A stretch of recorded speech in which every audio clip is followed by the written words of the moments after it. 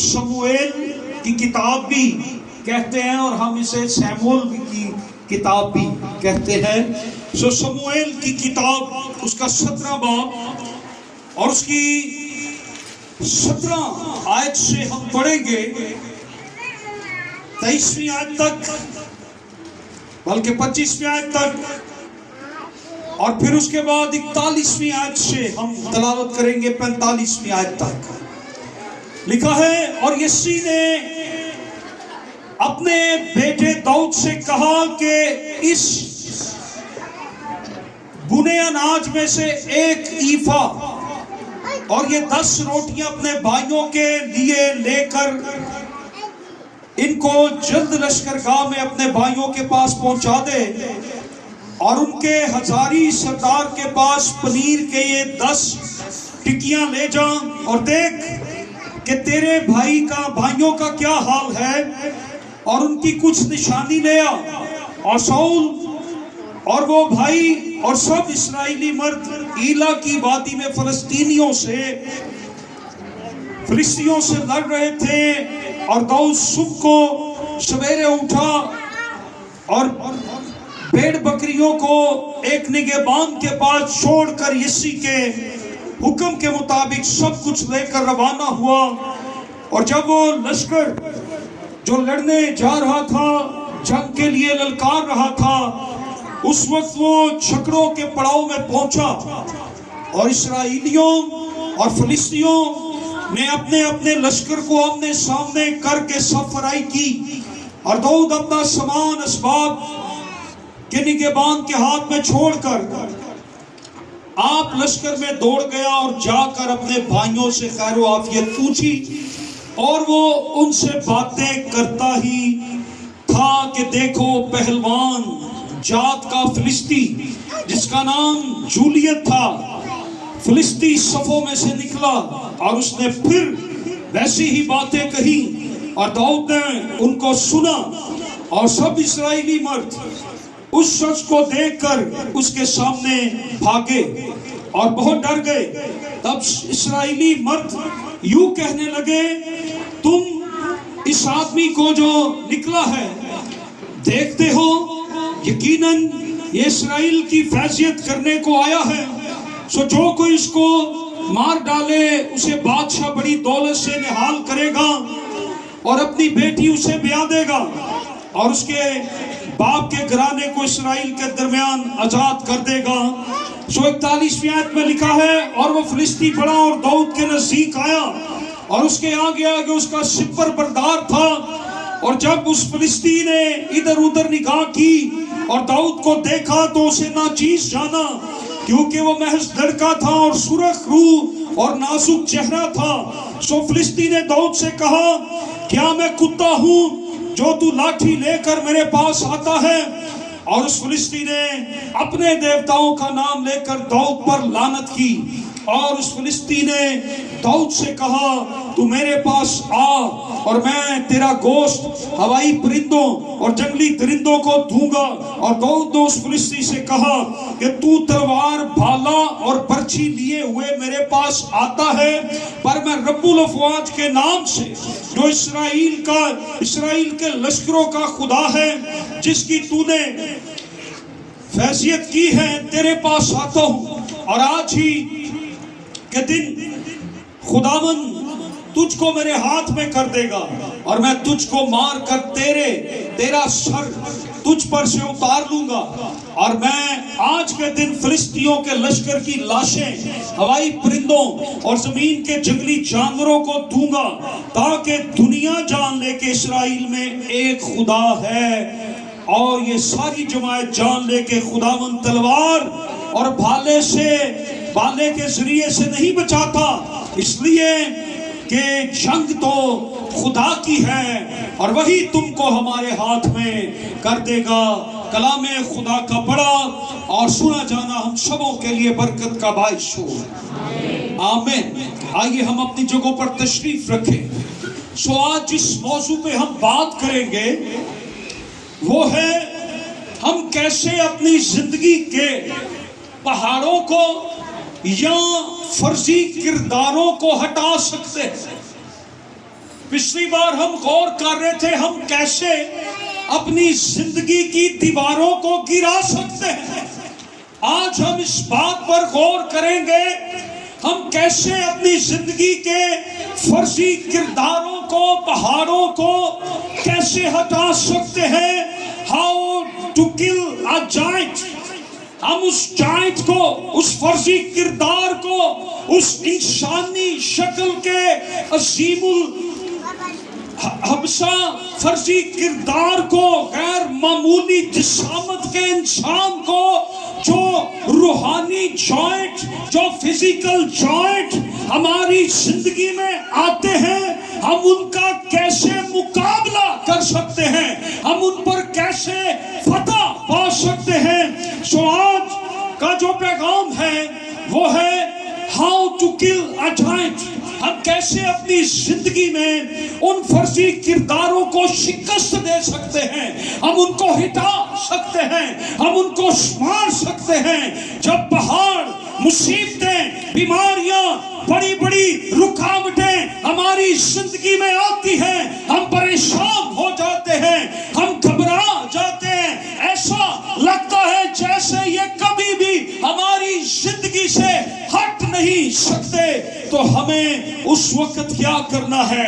ہم نے کس دور سے اس وقت دعا کرنی ہے، ہم نے کس دور سے اپنے حالات کا مقابلہ کرنا ہے، ہم نے کس دور سے اپنے جوائنٹ کا مقابلہ کرنا ہے. So what are the joints? کہ یہ کس قسم کے جوائنٹ ہماری زندگی کے اندر آتے ہیں. اور ایک جوائنٹ کی ڈیفینیشن کیا ہے؟ ہم ایک جوائنٹ کو کیا سمجھتے ہیں؟ وہ فرضی کردار جو ہمارے سامنے ایک جاتی جولیت کی طرح آ کر کھڑا ہو جاتا ہے، ہمارے حالات کو، ہماری زندگی کو، ہمارے منصوبوں کو، ہماری زندگیوں کو وہ کنٹرول کر لیتا ہے اور ہمیں شکست خوردہ کرنے کی کوشش کرتا ہے. لیکن آج ہم یہ سیکھیں گے کہ ہم کیسے اپنی زندگی میں سے اس پہاڑ کو، اس جوائنٹ کو ہم کیسے ریموو کر سکتے ہیں، ہم کیسے ہٹا سکتے ہیں. جیسے داؤد نے اپنے جوائنٹ کا مقابلہ کیا، آج ہم اپنے جوائنٹ کا مقابلہ کیسے کر سکتے ہیں؟ داؤد نے کس طرح سے اس جاتی جولیت کا مقابلہ کیا. آج ہمارے خاندانوں کے اندر، آج ہماری زندگیوں کے اندر، آج ہمارے حالات کے اندر جو جوائنٹس ہیں، جو جولیت ہیں، جو حالات ہیں، جو پریشانیاں ہیں، وہ کمزوری کی صورت میں بھی ہو سکتے ہیں، وہ مشکلات کی صورت میں بھی ہو سکتے ہیں، وہ مختلف صورتحال بھی ہو سکتی ہیں، یہ ساری چیزیں بھی ہو سکتی ہیں، یہ سارے حالات کا کمبینیشن بھی ہو سکتا ہے، وہ سب کچھ کا اتحاد بھی ہو سکتا ہے، وہ فیملی پرابلم ہو سکتی ہے، وہ خاندانی پرابلم ہو سکتی ہے جس کو وہ کنٹرول کر لیتا ہے. آج ہم کیسے ان ساری پرابلمز پر، ان جوائنٹس پر ہم کیسے غالب آ سکتے ہیں؟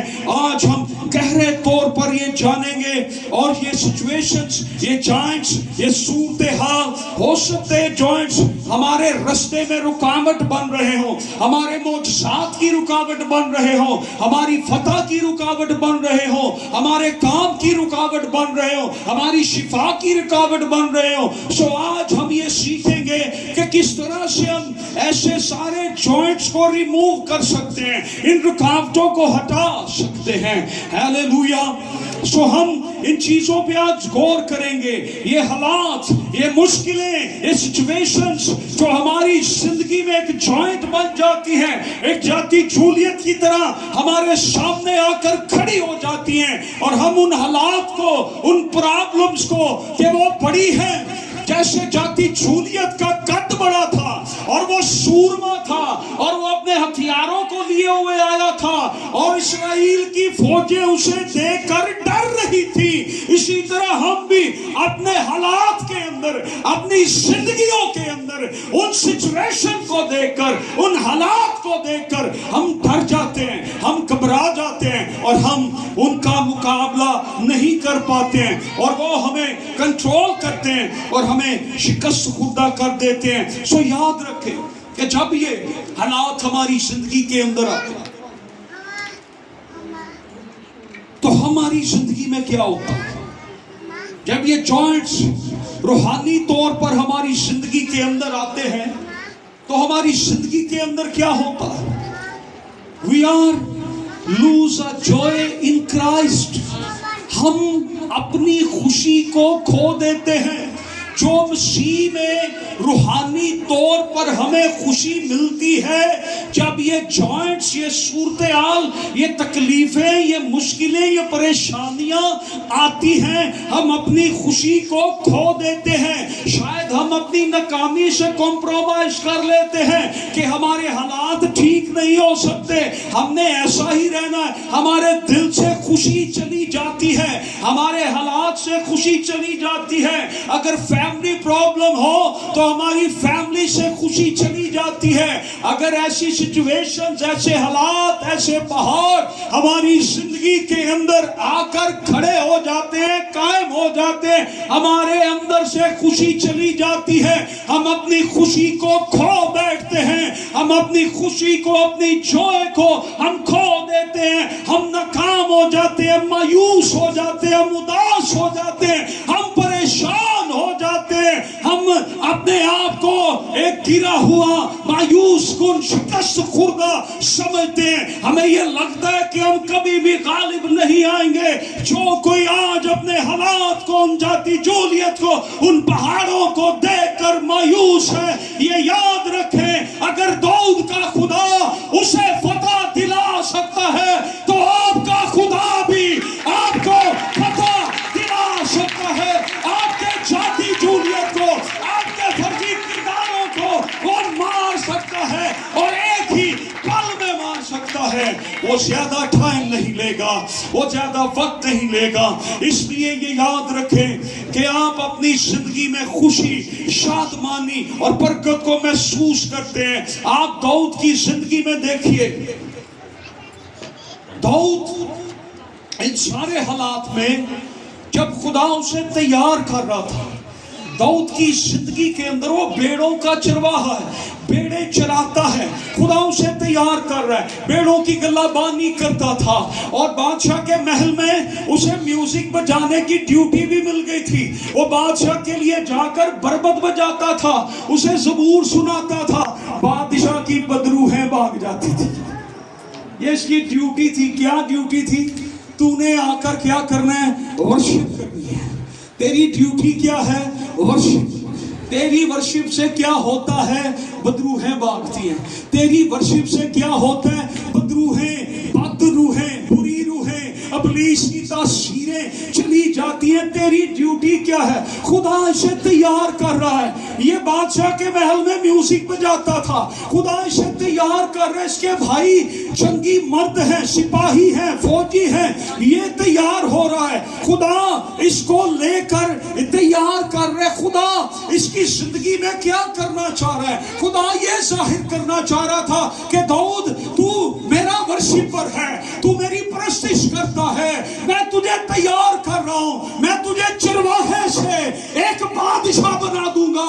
تو میری ورشپ کرتا ہے، تو اپنی نگاہیں مجھ پر رکھتا ہے. تیری فتح میں ہوں، تیرے لیے میں کام کروں گا، تیرے لیے میں لڑوں گا. اور داؤد کو خدا تیار کر رہا. خدا کا مقصد اس کے اندر ہے. خدا اسے اسرائیل کا بادشاہ بنانا چاہتا ہے. خدا اپنے منصوبے میں اس کو آگے بڑھانا چاہتا ہے. خدا اپنے منصوبے میں اس کو لانا چاہتا ہے. خدا اسے ریپلیس کرنا چاہتا ہے شاؤل کے ساتھ، شاؤل بادشاہ کے ساتھ اسے ریپلیس کرنا چاہتا ہے. خدا اپنے منصوبے میں اس کو لانا چاہتا ہے. خدا کیا سکھا رہا ہے داؤد کو؟ خدا داؤد کو اوبیڈینس سکھا رہا ہے، تابع داری. Obedience is the one of the greatest lesson in the school of thought. جتنی جلدی آپ تابع داری کو سیکھ جاتے ہیں، اتنی ہی جلدی آپ اپنے جائنٹس پہ غالب آ جاتے ہیں. جتنی جلدی آپ خدا کی تابع داری کرنا سیکھ جاتے ہیں, آپ تابع داری کرنا سیکھ جاتے ہیں, آپ خدا کی اوبیڈینس کرنا سیکھ جاتے ہیں, آپ کو زیادہ وقت نہیں لگے گا اپنے جائنٹس پر غالب آنے کے لیے. آپ خدا کی تابع داری کرنا شروع کر دیتے ہیں, اس کے کلام کی تابع داری, اس کے حکموں کی تابع داری آپ کرنا شروع کر دیتے ہیں, تو خدا آپ کو آپ کے جوائنٹس پہ غلبہ دینا شروع کر دیتا ہے. نمبر 2, خدا نے اسے کیا سکھا رہا ہے؟ خدا اسے سکھا رہا ہے پیشنس, صبر اور تحمل. تیز رو کے قدم ہلاکت کی طرف جاتے ہیں. خدا اسے کیا سکھا رہا ہے؟ تحمل. کیا سکھا رہا ہے؟ پیشنس.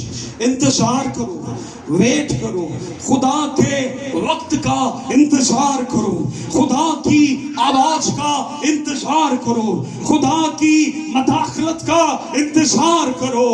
خدا ہر ایک بریک تھرو دیتا ہے, خدا کے بریک تھرو کا انتظار کرو. خدا کے دہنے ہاتھ کے نیچے فروتنی کے ساتھ رہو, وہ تجھے وقت پر سرفراز کرے گا.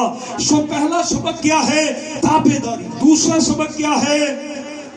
صبر, تحمل. پہلا سبق کیا ہے؟ تابع داری. تابع دار ہو. ابلیس کا مقابلہ کرو تو وہ تم سے. دوسرا سبق کیا ہے؟ میں صبر دے نال آس رکھ کے یہوہ دی کردہ شاہ انتظاری. So number 3 which God is teaching him to trust God. خدا پر بھروسہ. کتنی باتیں؟ 3 باتیں. obedience, patience, trust. فرما برداری, صبر و تحمل, اعتماد, بھروسہ خدا پر, خدا کی فرما برداری. کسی انسان پر بھروسہ نہیں, کسی سچویشن پر بھروسہ نہیں, کسی انسان کے وعدوں پر بھروسہ نہیں, کسی انسان کی باتوں پر بھروسہ نہیں. بھروسہ کرنا ہے تو صرف اور صرف کس پر کرنا ہے؟ خدا کی ذات پر بھروسہ کرنا ہے. آپ جتنی جلدی یہ سبق سیکھ جائیں گے, آپ اتنی جلدی اپنی سچویشنز پر, اپنے حالات پر غالب آ جائیں گے. اگر یہ 3 باتیں آج آپ سیکھ جائیں گے تو کئی سالوں کا سبق آپ 10 منٹ میں سیکھ جائیں گے. یہ باتیں آپ کو جوائنٹس کلر بنا دیں گے. آپ دشمن کو ہرانے والے بن جائیں گے, آپ جوائنٹس کلر بن جائیں گے, آپ ان پہاڑوں کو ہٹانے والے بن جائیں گے. یہ 3 باتیں آج آپ اپنے ساتھ لے جائیں. یہ 3 باتیں کیا ہیں؟ فرما برداری, صبر و تحمل, اعتماد. ایک بندہ اپنے ساتھ والے کو بتائے پہلے, پھر دوسرا بندہ اس کو بتائے. 3 باتیں ہیں بھائی, صبر, تابع داری, صبر و تحمل اور بھروسہ. بتائیں ایک دوسرے کو.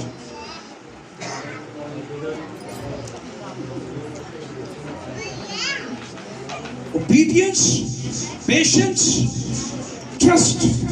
شاید یہ باتیں ہمیں معمولی سی لگتی ہوں, لیکن خدا کی بادشاہت میں یہ باتیں they are most valuable Christian character. یہ ہماری مسیحی زندگی میں, مسیحی کردار میں بہت اہمیت کا حامل ہے. اگر ہم صبر کو دیکھیں تو صبر کا تعلق کس کے ساتھ ہے؟ محبت کے ساتھ.